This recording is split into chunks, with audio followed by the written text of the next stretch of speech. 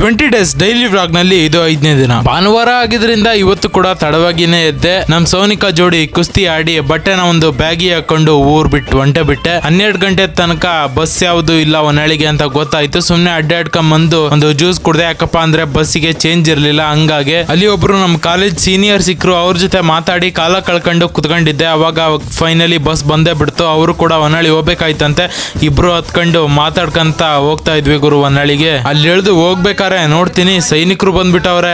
ಆಮೇಲೆ ಗೊತ್ತಾಯ್ತು ಗಣಪತಿ ವಿಸರ್ಜನಾ ಕಾರ್ಯಕ್ರಮ ಇದೆ, ಹಂಗಾಗಿ ಬಂದವ್ರೆ. ಆಮೇಲೆ ಒಂದ್ಸಲ ಬಂದು ನೋಡ್ಕೊಂಡು ಹೋಗೋಣ ಅಂತ ಮತ್ತೆ ನಮ್ಮ ಮಾಮ ಸಿಹಿ ಬ್ರೆಡ್ ಕೂಡ ತಂದಿತ್ತು, ಅದನ್ನ ತಿಂದು ಕುತ್ಕೊಂಡಿದ್ದೆ.